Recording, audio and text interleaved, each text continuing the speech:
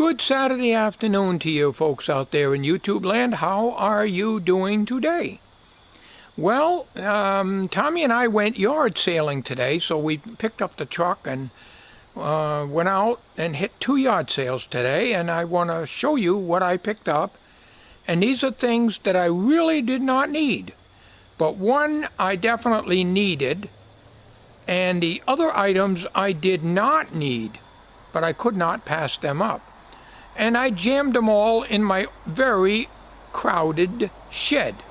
The first item is 100 feet of what appears to be 12 gauge extension cord. And I had them try it out, and it's got one of these ends on it. Now, I have extension cords, and buried way in the back of my shed, I have a 100-footer also.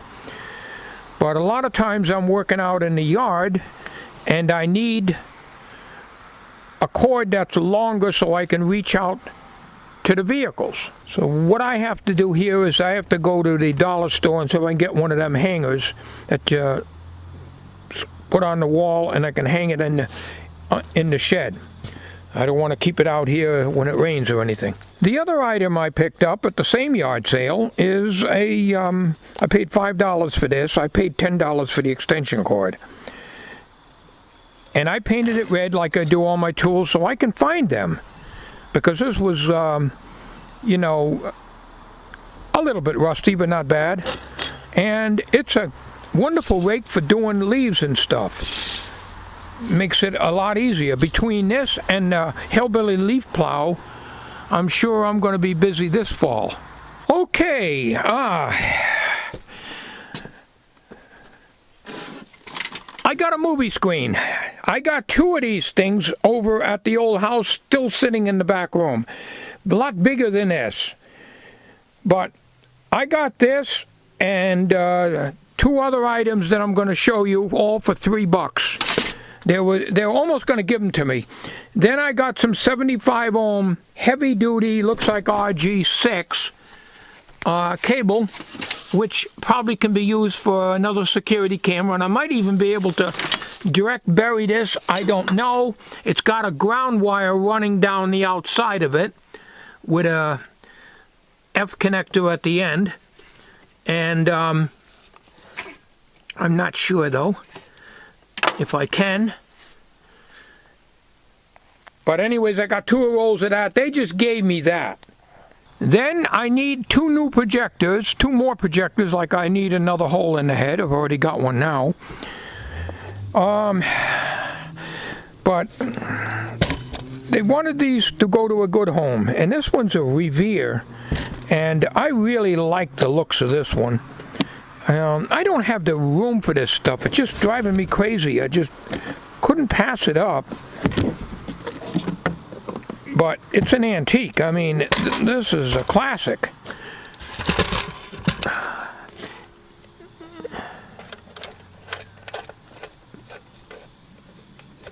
This is a classic. It's got a thing that comes out on the back with a reflector on it. It doesn't screw in, it just plugs in. You can see the bulb in there. I would imagine this little set screw keeps it in there. Yep, that's what it does. Okay, a motor speed control right here. It's a regular 8, which runs at 16 frames a second, in case you didn't know. Super 8 runs at 18 frames per second, just for the record. And it's not auto-threading, of course. I don't like auto-threading projectors. And it has a lot of settings on it. And I might plug it into, I'll bring it in the shed and just plug it in. The problem is, I used to have a lot of projector bulbs that I got at a place that went out of business way back when I had my shop. This was about 10 years ago. And I had almost every projection bulb you can think of, but I got rid of them, like everything else. But this is a classic. It's a Revere. Let me see if I can find the model number here for you. It doesn't have a model number. It just says Revere. But anyways, well, if it has a model number, it's probably on that complete. There's 2 switches here, and the power cord is special to this. We're going to fire that one up. This one is just a gaff Anscovision. Model 558, I can't read that, it's too small. Model 588, zoom lens, Model 8 dual. Oh, this is a dual 8 and a 8mm.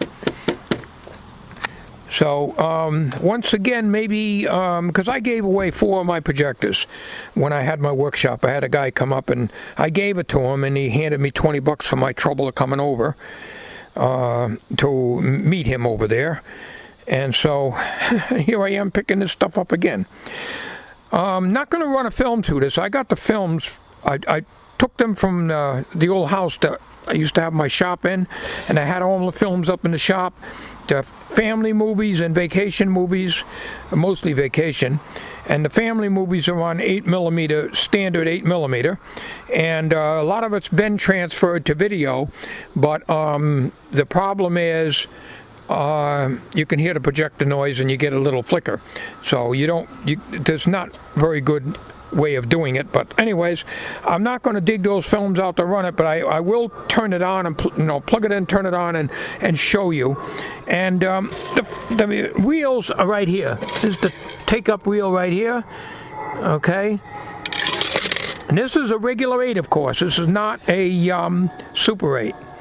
I'm going to venture to say, without looking this up, that this is probably either the late 40s, very early 1950s. But I just thought to have a little nostalgia here, and we'll plug this in, and we'll try it out. Can you read a model number on that, Tom? Model 85. A Model 85 Revere. Okay. Motor off, lamp off. Yep. Chicago, Illinois. Yep, well, he's American made when that's when they made stuff. Okay, so we're going to fire this up. This is not anything special. It's just more stuff to cram in the shed. Hang on, I'll get this plugged in. Okay, we're going to try it out, but we're not putting the lamp on right away. I don't even know. The lamp could be burned out for all I know. All right, on the top there's a clutch engagement. Not quite sure what that is. I don't have the book on this, of course. This is probably a framing control here. Yep, it's a framing control. That's to get the picture in frame properly.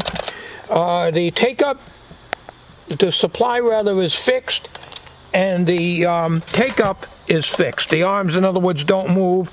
This is 400-foot capacity. Which is,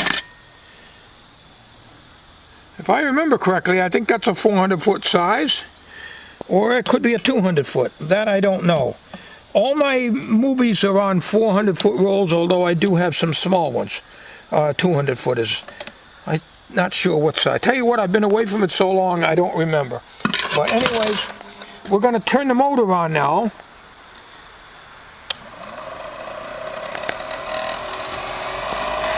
Okay, the clutch. Okay. Now she's going backwards.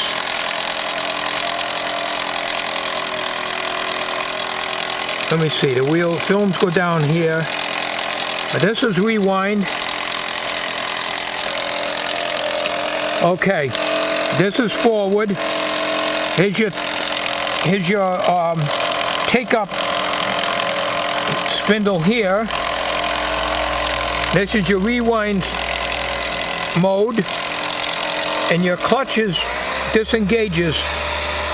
Now put it in gear, we'll rotate the speed. Now that's more than 16 frames a second. That's really too fast. But the advantage of this is you can probably project on the screen and get the speed just right so that you don't get the flicker. What's this That's here? going a lot slower. That's the bulb. That's the bulb reflector in there. Now, I'm not going to put the bulb on very long. Where? We got... Okay, there it is. Now, you see that flicker? Now, you just speed it up and the flicker goes away. It's awful small. Yeah, it is. The reason it's small is that the lens is small, and you usually have to have these back way out, you know, like 15, 20 feet away from the projector.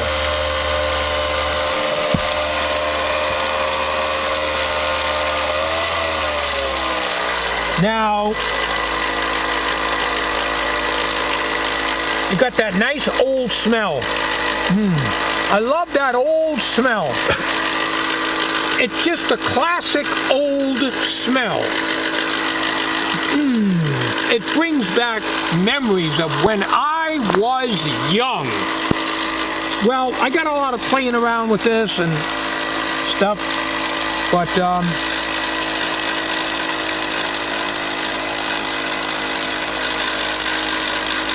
the sprockets are moving. I don't know if the claw is working. That's the question. See this little thing here? I'm not sure if you can. Don't get too close. That camera don't focus good. See this little thing here? I'm not sure what that is either. Nor do I know what this is, because I've never owned this model projector. I'm trying to see if the claw is working in there, which pulls the film down. Like, you know, there's a little claw that comes around and goes like that, goes around and like that, goes around and like that. That is what booms the film down. And there's a loop here and there's a loop here. And these loops have to be maintained top and bottom so that you don't tear the sprockets out. Because there's a jerking action very rapidly. It goes out, down, down, like that. And these keep moving the film down and bringing it out to the take-up. So I don't know if it's working or not, because it's behind this gate over here. I'm going to probably say it does, but let's see this. Okay, I think this is when you load it. I'm not positive, but I think once you load it, of course, naturally you shut it. You're not having it run yet. You thread your film through, and then I think you close this here. It's been many years, folks. Does this focus too like a camcorder? Yeah, you focus this by turning it like that. Or camera? Yep. And you also can bring the lens in and out. I'm not sure. There usually is a knob to turn the lens in and out. I would imagine this.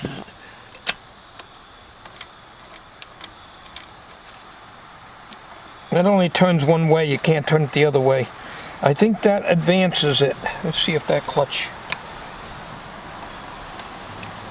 Oh.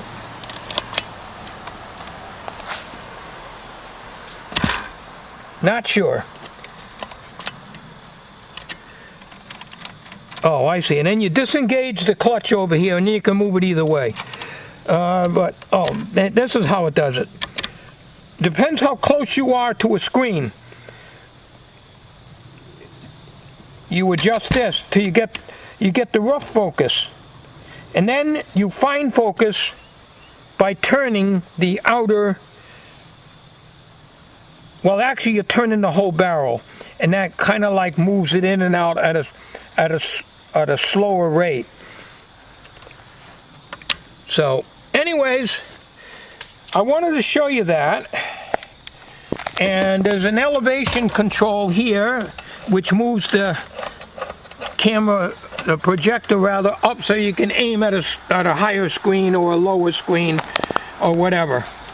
So anyways, that's it. So folks, I want to thank you for watching. I'll be playing around with this when I get time, like everything else. Got a lot of things going on. A lot of irons in the fire, as they say. So thanks for watching, and I hope this brought back some good memories to you all. I know it did me. Thank you.